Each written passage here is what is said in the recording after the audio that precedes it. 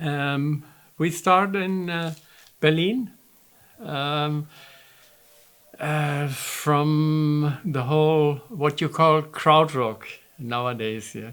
Kraftwerk, Amondyl, Embryo, all these bands. And we went to India in 78, first time. And traveled around Asia. We came back with some very nice projects. And but then the Goethe Institute offered us to come to Morocco. So we came to Morocco, and I became friend of Lem Shahab, the very famous group, which I did not know that they're so famous at this time. And we did a record together, Sahara Electric. And then we went back to India, touring India and Asia. And then suddenly I heard, oh, this record, Sahara Electric, is a big success in Canada, United States, Spain. So we thought, well, let's go back. And then we came, beginning of the 80s, we came to Spain for a long time. We made lots of friends here, and so Spain became something special for us, even though I never really learned Spanish, unfortunately. Okay, but then we went back to India, and and then now, after 40 years, we thought this record, Sahara Electric, which for us opened the whole world, we should celebrate again where its origin is. And for me, the origin is here in Andalusia, is like a bridge, una puente, between Morocco and Spain, between Europe and Africa. So, for us, as far as Sahara Electric is concerned, Spain is the most important country in this whole history. So now we have come back and we want to, celebrate with you. And this is why we are here in Pampaneira also. But that's another history, because in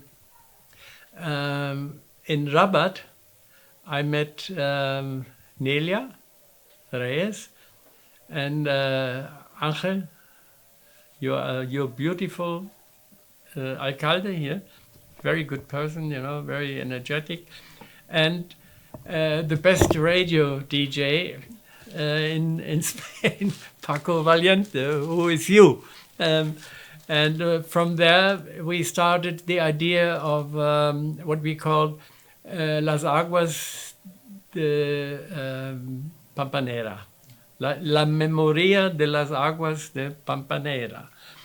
It went beautiful, but then the pandemia came.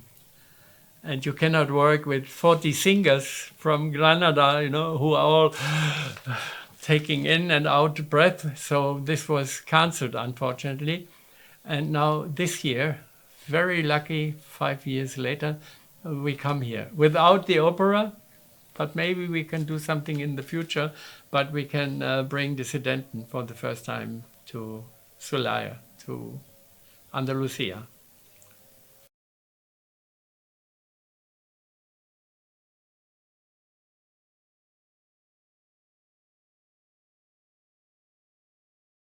I don't think it was George Harrison, it was Brian Jones of the Rolling Stones. Who did something. After a concert in Tanger, somebody invited me, who became my very big friend in Marruecos, Absam Akabun. And in his house, many artists came in and out. The Rolling Stones have done a video in his house. And I don't know, Bertolucci, and it was a big, whoever came to Tanger, and the beat history, yeah, and Kuriak and whatever. This whole beat story happened in his house. And he came to me after a concert and said, listen, stay here. And that's in this house I have met Lem Shahab. And later Gigi Lala, and with both we did collaborations, and unfortunately he died. But that was a very important meeting point, of cosmopolitan artists from all around the world.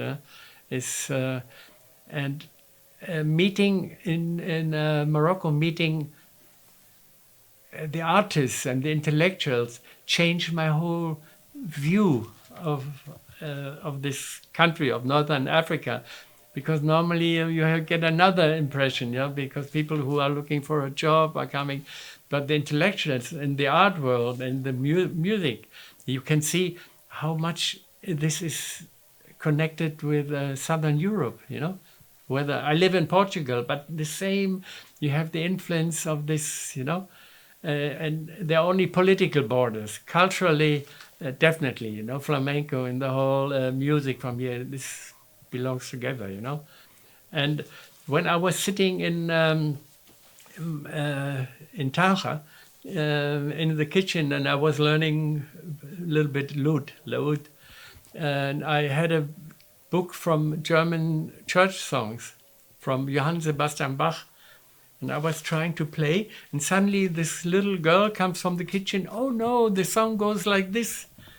Can you imagine, how this was traveling from Andalusia to Germany, and then it became Johann Sebastian Bach. And music is another language without political borders, without race, without whatever, musicians, and it's always the same wherever in the world.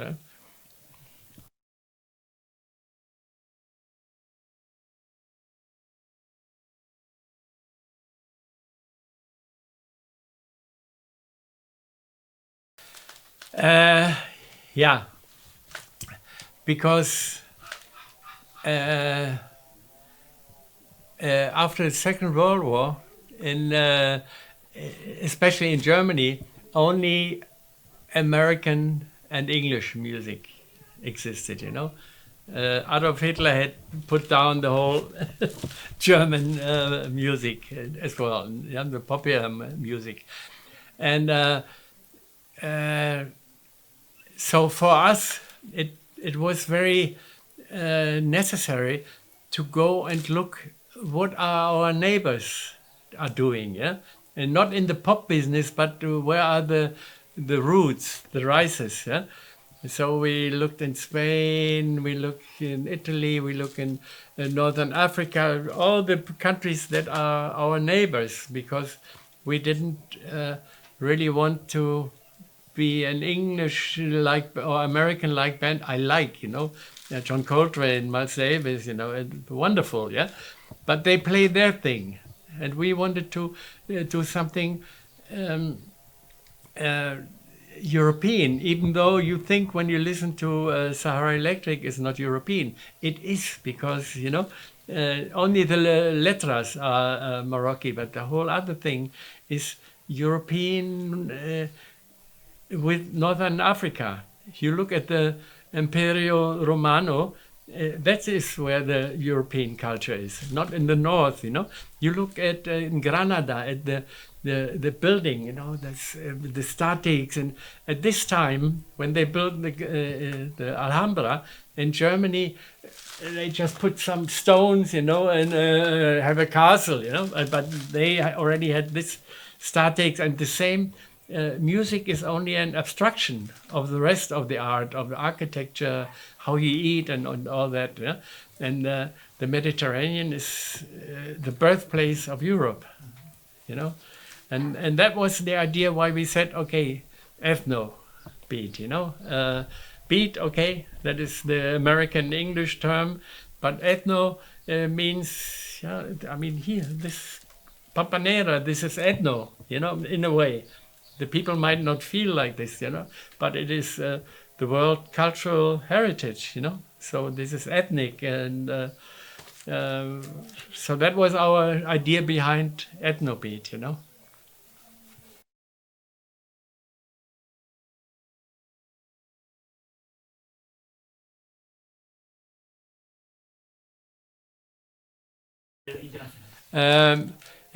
Jose Miguel was and is one very important figure for us. Yeah? We learn from him, you know, because even in Germany, so I always listen to his programs. Like last night, I was in the bed, but I heard your music. You know, there are not many people like this. Maybe in England, John Peel, or you know, who are not in the charts and in the pop business, but bring very interesting things to the people. Yeah.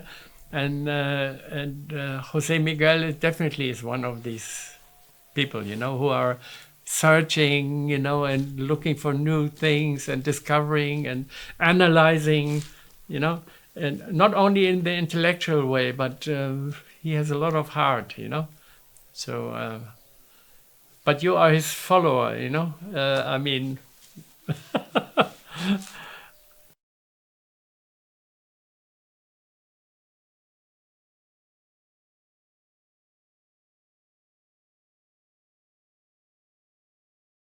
I am born on an island in the Mar Baltico, in the Baltic Sea, and there is a lot of accordion playing on the island. And my mother always played a song.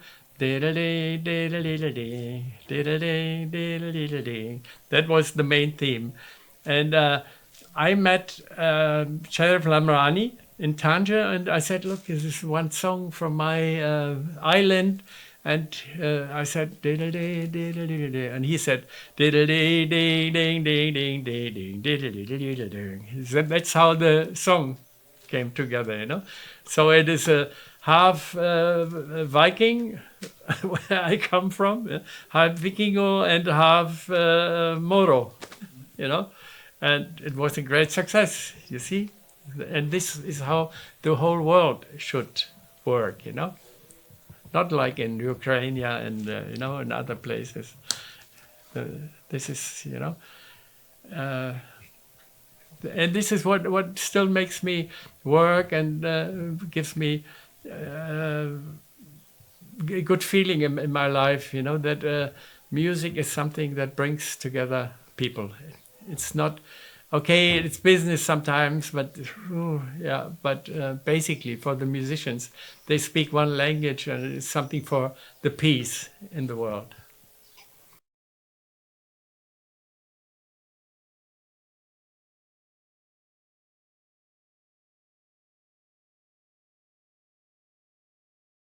For me, world music is, I'm here, you are there, we come together in the middle, yeah?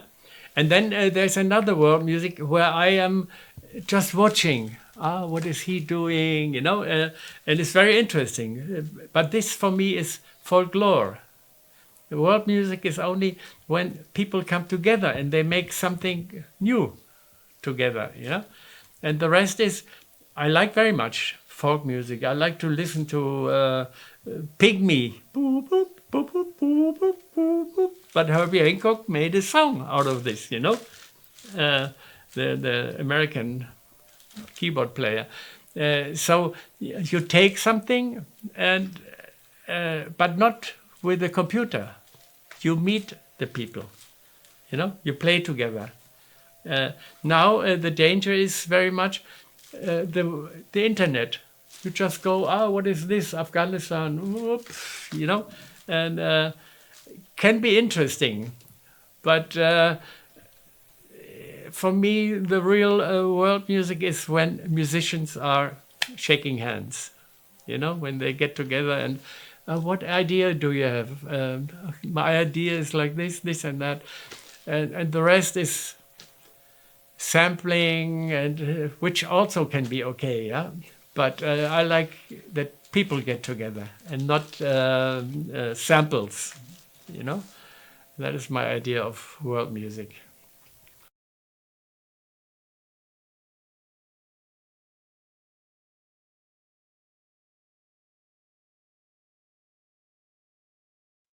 After 40 years, after the original Sahara Electric came out, we have still the old tapes, 24 pist. And with the modern technology, you can do much, much more than 40 years ago. So we re-edited the whole disc. With modern technology, it's much more power in the bass and all the things you didn't have in those days. But we are still using the old 40 years old pist for that. And I think to this the disc has got some new power. Yeah, and let's see.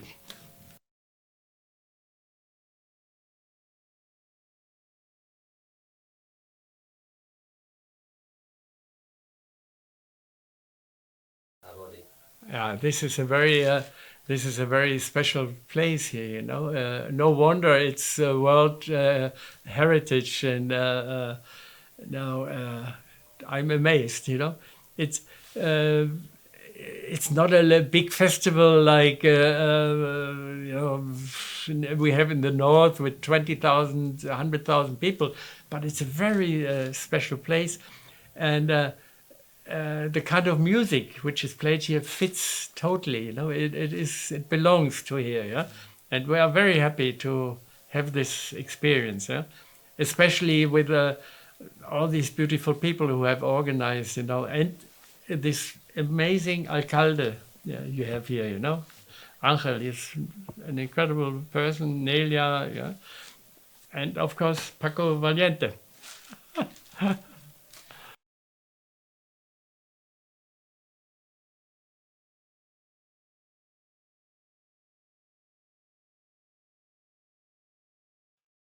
We have our old singer from the old days, Nujum Owaza, who's singing and playing the mandolin cello. We have Menana Enawi, the singer. Marlon, who is ancient member, our drummer. Unfortunately, last year, our old and very, very missed guitar player, Roman Bunker, he died after a tour of India. Very unfortunate. So we have a new keyboard player, Thomas Kessler.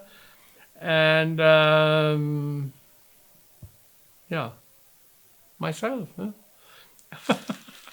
Huh? Okay, so we will be 6 people on there. I hope I didn't forget anybody. They'll hit me, you know.